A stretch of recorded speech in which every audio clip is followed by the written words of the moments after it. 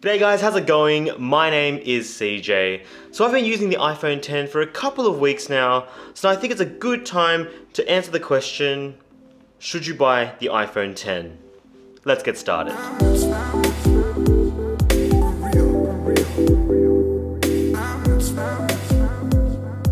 the iPhone X is Apple's first new design in over 4 generations of iPhones.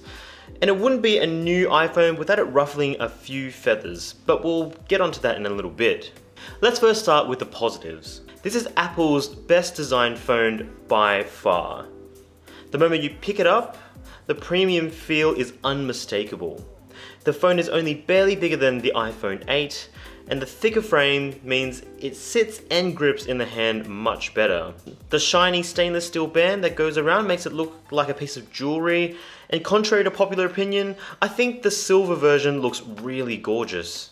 The silver white rear oozes elegance, and the stainless steel frame tugs at my nostalgic heartstrings in that it actually kind of reminds me of the iPhone 3G, which was my very first smartphone, with its white rear, chromed out accents, and the black screen on the front. Externally, it's everything you'd expect from an iPhone, and in a sense, it still holds on to the same hallmarks of previous iPhones. It still feels very familiar in the hand despite its new design, and the volume, power buttons are all where you'd expect, albeit the power button is a lot bigger now.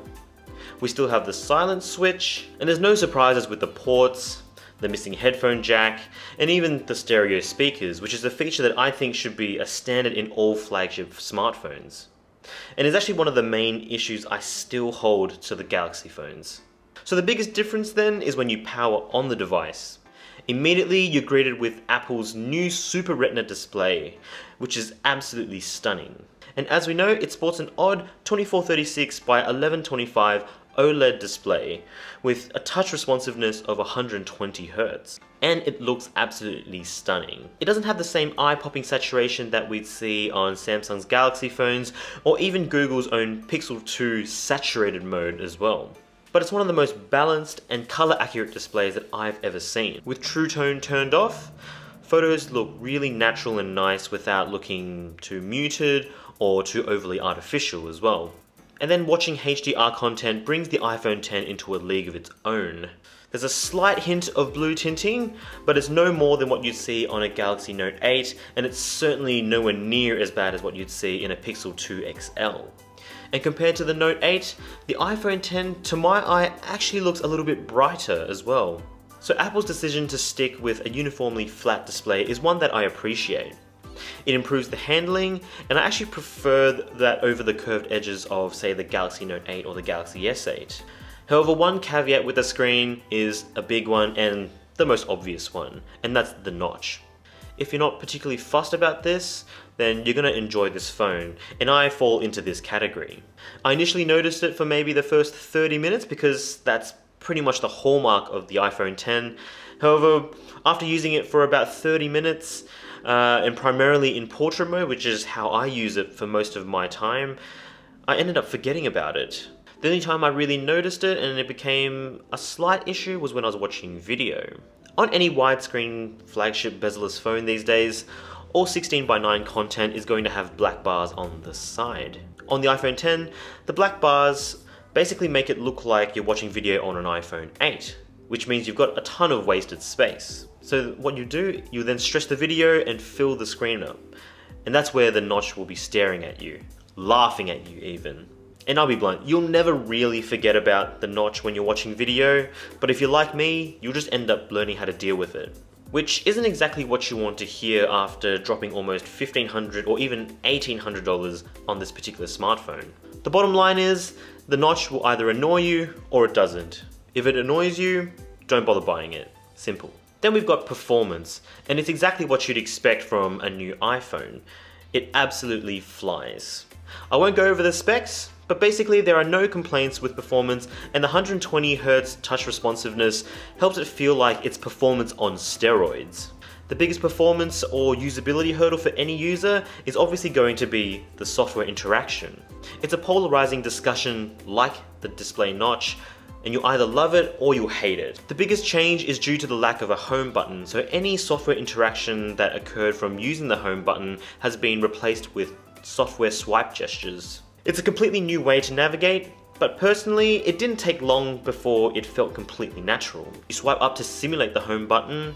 To multitask, you swipe up and right, which actually is the same direction that the app switcher would appear on any normal iPhone 8 or iPhone 7. And it's also the same direction how you'd naturally swipe to navigate the app switcher as well. And then you can also swipe down from either the top left or from the notch itself to access the notification shade, or swipe down from the top right in order to access Control Center. And again, there's been much that's been said about Control Center, considering a swipe up is definitely a lot more one-handleable than a swipe down from the top right. People that have been using Android have always needed to swipe down from the right to access similar controls anyway, so for me it's not that big of a deal. Although it would have been nice to have seen Apple implement Control Center the same way it's been implemented onto iPads in iOS 11. That is, with a swipe up and on the side of the app switcher.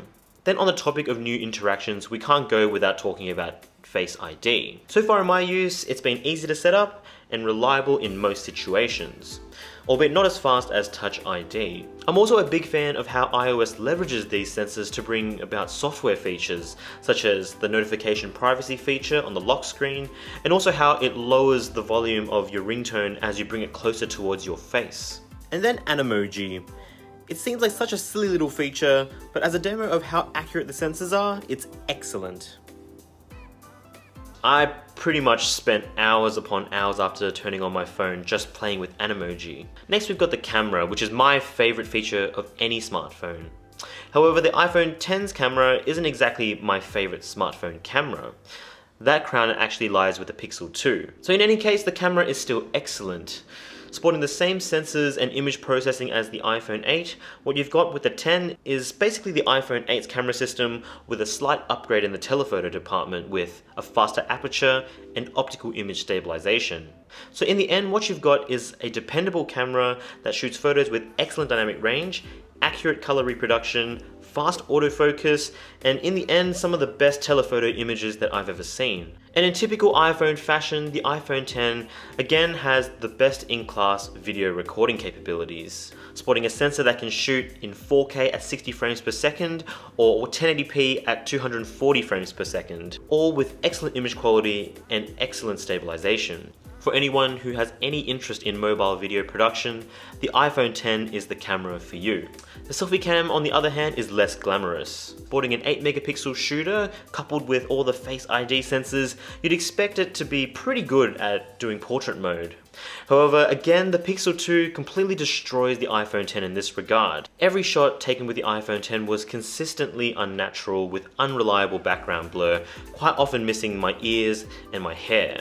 Fake bokeh aside, selfie cam photos are relatively sharp, good detail, although it also has some pretty unreliable exposure. And the camera could do with a wider angle lens. However, if you're someone that loves to shoot all day, you'd be pleasantly surprised with the battery of this phone. Thanks to the OLED screen, newer processor, and slightly bigger battery capacity, the iPhone X ends up with really good battery life. It's not as solid as the iPhone 8 Plus, but it's a big improvement over the iPhone 8. And I could consistently use the phone heavily all throughout the day and still end up at the end of the day with 20% battery life before going to bed. One problem, however, that I've seen is that if you do run out of juice during the day, Apple doesn't actually include a fast charger even though the phone supports it. So what you end up with is using a power brick that only slowly trickles power into the phone, and the speed of which it recharges is what you probably would have seen back in 2012. It's a bit of a slap in the face given how much money you've already dropped on this phone. So after all of that, what do we think about the iPhone X? The iPhone X is an excellent smartphone in a pretty crowded market. There's really not much separating the top smartphones from one another. So in the end, it's all about the user experience. And quite frankly, the iPhone X's user experience is one of the best that I've tried out this year. The display is excellent, the camera is excellent, battery life is excellent, the design is excellent. Really, there aren't overly that many negatives, However, you can understand for some people why some of the small niggles like the notch and some of the more annoying software gesture interactions might put someone off from buying this phone. I would say if this phone was priced at where the iPhone 8 Plus is priced, then it would be a no-brainer. Unfortunately, it's not priced in the same bracket as the iPhone 8 Plus. So what you're looking at, you're paying $1,550 at least for an iPhone 10 at 64 gigabytes, or you're looking at paying upwards of $1,830 for the 256 gigabyte version. And quite frankly, that's the same price as a lot of really good laptops. So then, should you buy this phone? Well, it really comes down to two situations. If money isn't a problem for you and you have the ability to pay for this phone, then you're not going to be disappointed and I would highly recommend it. However, if budget is a real consideration, then you can either look at the iPhone 8, which has pretty much the exact same performance and cameras, then take a look at all the other great flagship phones that's on Android. The Pixel 2 is cheaper, you can probably find a really cheap Samsung Galaxy S8 these days, and the OnePlus 5T is probably one of the best values on the market, period. In any case, what do you guys think? Do you guys own an iPhone 10? Do you want to buy an iPhone 10? Can you afford an iPhone 10? Let me know in the comments section below. Anyway, thank you so much for watching this video. If you enjoyed what you saw, give us a like, and if you haven't already, do consider subscribing. As always, thanks for watching this video, and I look forward to seeing you in the next one. Say good day to your mum for me. Cheers.